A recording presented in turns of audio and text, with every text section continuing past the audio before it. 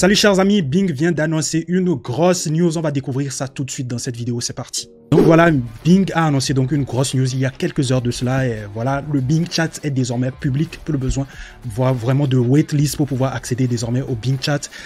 Microsoft a profité aussi pour annoncer d'autres fonctionnalités qui seront incluses dans le Bing Chat, notamment donc l'ajout d'historique, un peu d'historique des chats, un peu comme sur ChatGPT, hein, comme quand vous avez votre historique des chats, vous aurez donc voilà cette fonctionnalité sur le Bing Chat. Il y aura aussi voilà d'autres éléments qui vont être rajoutés en plus, comme par exemple les plugins. Voilà, les plugins qu'on va retrouver dans le plugin store de ChatGPT, on va les retrouver dans le Bing Chat. À peu près les différentes fonctionnalités qu'on aura au niveau de ChatGPT, on va les retrouver en quelque sorte du côté de Bing Chat. Là, voilà, je vais vous lancer le teaser, on va essayer d'analyser ensemble le teaser, voilà. Donc voilà, petit Bing, Your AI, 200 millions d'images générées. Je vais revenir un peu sur la partie images. Récemment, voilà, peut-être qu'on ne l'a pas annoncé sur la chaîne, hein, voilà, le Bing Chat a intégré donc la fonctionnalité de génération d'images. Donc, en chattant avec le Bing Chat, vous pouvez lui demander de vous générer des images. C'est basé sur le DALL-E, voilà, DALL-E qui est l'IA générative d'images de OpenAI. Donc, c'est tout à fait normal parce qu'il y a voilà l'association Microsoft et voilà OpenAI. Donc, je trouve c'est tout à fait normal de retrouver un peu de DALL-E à ce niveau-là. Donc voilà, plus de 100 millions d'utilisateurs, voilà, tac, tac, tac, voilà, yes, to search, voilà, l'expérience mobile aussi est super agréable. On va faire une autre vidéo sur l'expérience mobile côté Bing Chat, ne vous inquiétez pas. Donc voilà, énormément, voilà, vous avez la partie génération d'images que vous pouvez remarquer ici. Donc on va le tester, on va le tester là tout de suite. Donc la partie génération d'images, donc là vous avez la possibilité même de télécharger, donc voilà, la réponse que vous avez sur votre chat.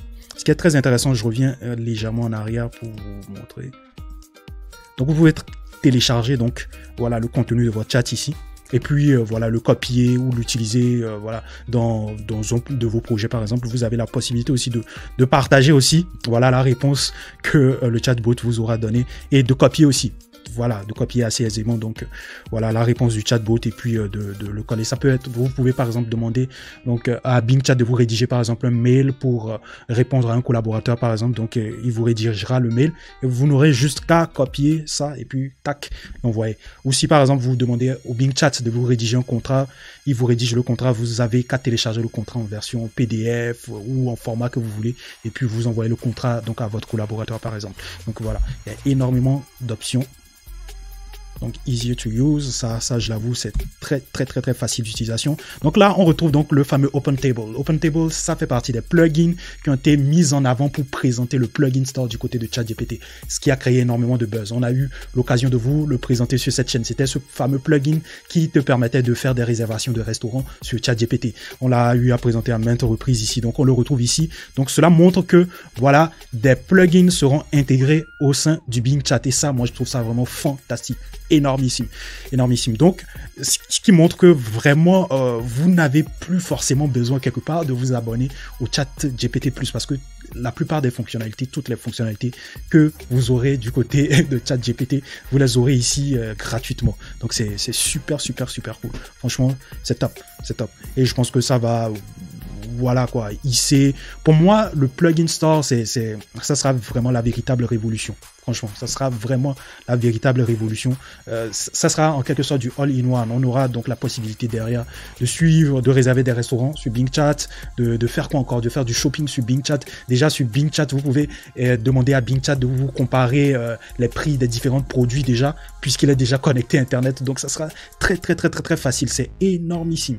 C'est énormissime tout ça. Donc, il y a plein de choses qu'on aura la possibilité de faire avec ce fameux Bing Chat. Tout ce que je ne cesserai de le répéter, hein, ce que vous allez retrouver dans ChatGPT, vous allez le retrouver dans Bing Chat. Généralement, les fonctionnalités qui doivent sortir sur ChatGPT sortent d'abord sur le Bing Chat avant de sortir sur ChatGPT. Par exemple, le GPT-4 était déjà sorti sur le Bing Chat. Personne ne savait en fait qu'on était en train de chatter sur la base du GPT-4, mais c'était du GPT-4 pur sur le Bing Chat lorsque le Bing Chat était sorti avant que le GPT-4 ne sorte officiellement sur ChatGPT. Donc voilà, soyez prêts. Voilà, c'est l'application, le chatbot sur lequel il faut être en ce moment. Donc, Better with Edge. Voilà, il faut télécharger Edge pour l'utiliser. Franchement, si vous téléchargez Edge, l'expérience c'est tout autre avec Edge. Hein. Voilà, la différence entre, voilà, Edge et puis le Bing Chat même, l'expérience, elle est totalement différente. Moi, je préfère vraiment le Bing Chat intégré à Edge. Franchement, ça vous permet de faire énormément de choses. Donc voilà, tac. Voilà, vous aurez la possibilité de regarder des films. Il pourra vous recommander des films que vous pouvez checker en même temps. Voilà, votre copilote pour le web, tout simplement. Franchement, c'est dingue, c'est dingue, c'est dingue. Je suis très content que ça soit finalement ouvert au grand public. Donc, très rapidement, on va passer donc au Bing Chat. Vous savez que on a déjà eu à tester un peu le Bing, mais ça, c'était au tout début lorsque le Bing sortait. Mais entre-temps, il y a eu des évolutions qu'on n'a pas pu couvrir sur la chaîne. Donc, on va essayer donc de couvrir ces évolutions-là dans cette vidéo et vous montrer à peu près à quoi vous attendre lorsque vous aurez accès à votre Bing Chat. Ne vous étonnez pas si vous n'avez pas encore accès à cela parce que généralement dans les pays, bon, c'est pas dans tous les pays que les fonctionnalités sont disponibles au même moment et qu'avant que les fonctionnalités soient disponibles, voilà, partout dans le monde, ils sont d'abord disponibles déjà aux States, voilà, c'est leur pays bien sûr, voilà, avant d'être disponibles dans le monde entier. Donc si vous remarquez que vous n'avez pas encore accès à cela, voilà, de manière publique, sans avoir recours à la waitlist, ne vous inquiétez pas, dans les prochains jours ça va arriver certainement. Donc voilà, donc on va partir sur Bing, on va vous montrer donc les différentes évolutions et à quoi vous attendre. Donc voilà l'interface du Bing. Voilà, moi j'y ai toujours accès, j'ai eu accès via la waitlist bien sûr. Donc du coup, différentes évolutions, déjà on remarque que voilà, on a trois partie ici, la partie créative, la partie équilibrée, la partie précise. Au tout début, quand le Bing Chat était sorti, on n'avait pas ces trois parties-là. C'est au fur et à mesure qu'ils l'ont voilà, rajouté. Donc la partie équilibrée, voilà, la partie équilibrée. Je vais vous donner un exemple.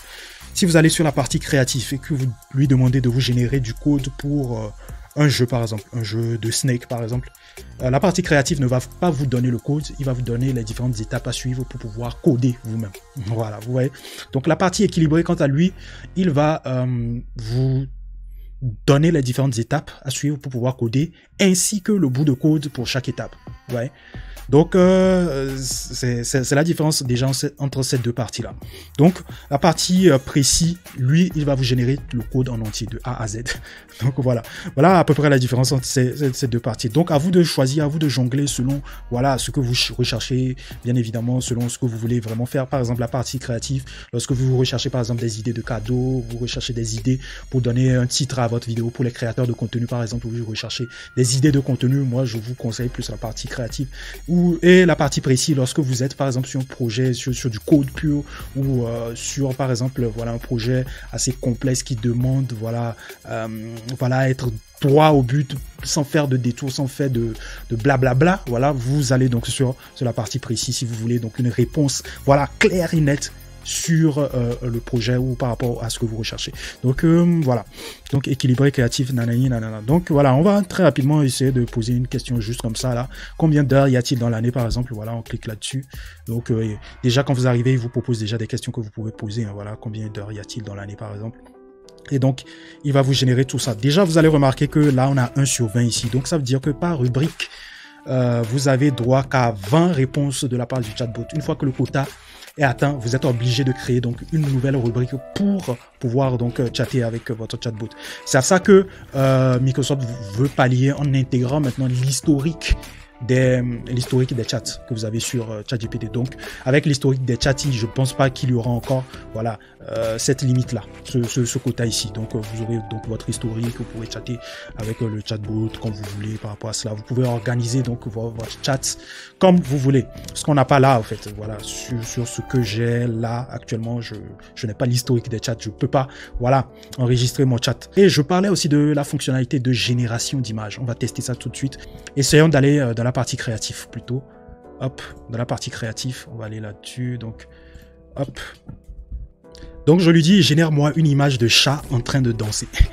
Donc, ok, d'accord, je vais essayer de créer ça. Donc, il me dit, ouais, ok, d'accord, je vais essayer de créer ça. Donc, il est en train de générer. Donc, voilà, là, tac, vous voyez, tout de suite, il est en train de générer l'image. Donc, on attend un peu. Hein. Voilà, parfait. Donc, vous voyez, là, on a notre image et on peut checker l'image. J'ai cliqué sur l'image. Donc une fois que vous cliquez sur l'image, vous avez donc accès au Bing Image Create machin. Donc je vous renvoie sur ce lien et vous pouvez partager, télécharger l'image comme vous voulez. Voilà. Donc tac. Donc vous avez l'image en question, un chat en train de danser. Donc vous pouvez faire pareil. Hein, voilà. Génère-moi une image de. Donc voilà, je lui demande génère-moi une image de Ronaldo en train de tenir un trophée par exemple. Et là vous allez remarquer que pour le chat ici, Je remonte légèrement en haut. Pour le chat ici, donc ils ont précisé que c'est avec DLI qu'ils ont généré l'image. Donc si vous voulez générer des images gratuitement sans passer par DLI, parce que pour DLI, vous êtes obligé d'acheter des crédits derrière et à chaque image que vous générez, bon, ça vous prend du crédit derrière. Si vous voulez plus passer par DLI, voilà une superbe alternative pour vous pour pouvoir générer donc de superbes images. Donc voilà, hop, voilà, tac. Voilà, il m'a généré une image de Ronaldo en train de tenir un trophée. Donc on va voir ce que ça donne. Donc voilà, Ronaldo futur Ballon d'Or, dites-le moi en commentaire les gars. Donc voilà, tac, vous avez le petit logo Bing ici. Voilà, on n'a plus, voilà, vous avez le petit logo Bing. Je vais voir si je télécharge ça, est-ce que j'aurai toujours le logo. Ok, j'ai le petit logo Bing ici. J'ai quand même le petit logo Bing. Ça serait intéressant s'ils enlevaient le logo. Non, vous trouvez pas? Dites-moi en commentaire. Donc de toutes les façons, lorsque vous allez partager l'image, voilà, grâce au petit logo Bing qu'on retrouve juste en bas là, petit caché là, voilà. Donc on saura que c'est avec Bing que vous avez généré donc l'image. Donc c'est entre autres l'une des fonctionnalités voilà, que vous pourrez utiliser. C'est très intéressant, je trouve ça très intéressant parce que vous pouvez créer ou écrire voilà, un article de blog sur Ronaldo par exemple. Voilà, si vous lui demandez par exemple génère-moi une image sur Ronaldo et que vous voulez utiliser cette image pour écrire un blog déjà derrière, vous pouvez donc voilà, télécharger cette image là et puis ensuite venir ici lui demander tout simplement donc écrire. Donc là, vous pouvez venir lui demander, écris-moi un article de blog sur la vie de Cristiano Ronaldo. Il va aller chercher donc toutes les informations qu'il y a sur Cristiano Ronaldo et puis vous rédigez donc l'article de blog en question. Et puis là, ensuite, vous copiez-collez. Et voilà. Et puis ensuite, vous venez récupérer l'image qui va illustrer donc votre blog. Et puis vous intégrez tout simplement l'image sur la page de votre blog. Et puis c'est tout quoi. C'est du all-in-one. Hein. Vous pouvez faire énormément de choses. Donc voilà, sur Bing Chat, vous pouvez coder, générer du code derrière. Hein. Voilà, on va essayer de tester là, tout de suite. On va essayer de générer un petit code pour un jeu. Donc là, vous voyez en quelques minutes, il est en train de vous rédiger donc votre article de blog. Après tout, vous pouvez encore améliorer votre prompt en lui précisant sur quel ton il doit écrire l'article de blog.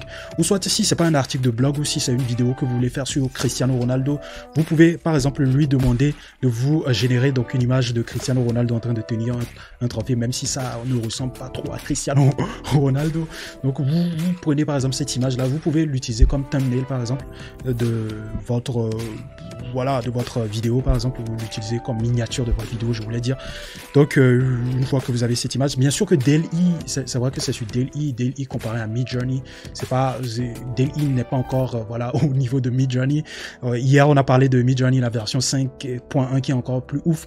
DLI, la version actuelle n'est pas encore vraiment à ce niveau-là, mais je pense que avec le temps ça va s'améliorer, c'est appelé à s'améliorer et voilà, au fur et à mesure on aura donc des images époustouflante qu'on pourrait utiliser. Mais là déjà c'est pas mal, je trouve ça pas mal, on peut l'utiliser comme miniature d'une vidéo et au lieu de lui demander de nous écrire donc un article de blog, on peut lui demander de nous écrire un script pour vidéo YouTube qu'on pourra lire pour pouvoir voilà, qu'on pourra lire ou qu'on pourra donc injecter par exemple sur du Eleven Labs par exemple que j'ai eu à présenter avec des voix ultra réalistes pour pouvoir donc lire voilà le script en question et l'utiliser comme voix off de notre vidéo. Donc il y a énormément de possibilités, endless de possibilités donc sur le fameux Bing. Donc voilà, il nous a généré donc notre article de blog. Ensuite, on a donc les sources. Voilà, les sources par rapport aux différentes informations qui ont été donc énumérées dans cet article de blog. Moi, je trouve ça super. Donc là, tac, vous avez juste à copier, bam, bam, bam, sur votre blog, utiliser l'image qu'il vous plaît.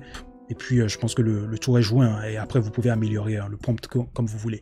Donc, on va essayer de générer un petit code d'un jeu vidéo ou d'un petit jeu. Voilà. Je vais sur précis parce que j'aimerais vraiment avoir directement le code. Je veux pas trop de blabla. Donc, voilà. Donc, je lui dis... génère-moi une page HTML/JS d'un jeu tic-tac-toe avec score. Voilà, tout simplement. Voilà, tape. Donc hop, voilà, vous voyez directement il dit voici l'exemple du code. Il blablate pas en fait, il blablate pas, il me dit ok c'est ça l'exemple de ton code, tac, directement il est précis, il va droit au but en fait, il tergiverse pas quoi. C'est ce que j'aime sur la partie précis. Donc voilà, hop, voilà, donc il est en train de rédiger le code. Boum, on a la partie score X, score O, voilà. J'espère que vous connaissez le jeu, voilà, tic-tac-toe. Voilà, il est en train de créer les cellules. C'est parfait. Donc, on a le jeu du code. Tout ce qu'on a à faire, c'est juste de copier-coller.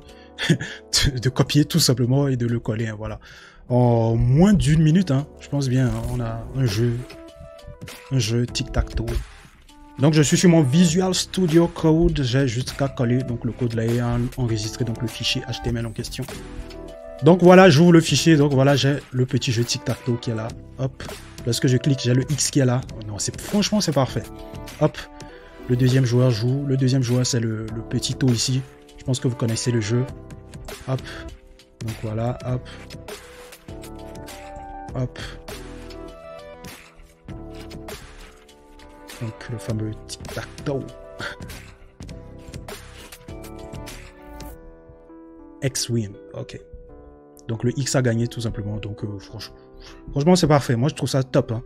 Voilà. Après, vous pouvez améliorer. Hein. Vous pouvez retourner sur votre Bing Chat et lui dire que, ok, j'aimerais que tu améliores. Donc, voilà, le CSS, j'aimerais que tu améliores le design. Tac, tac, tac, tac. Vous discutez ensemble.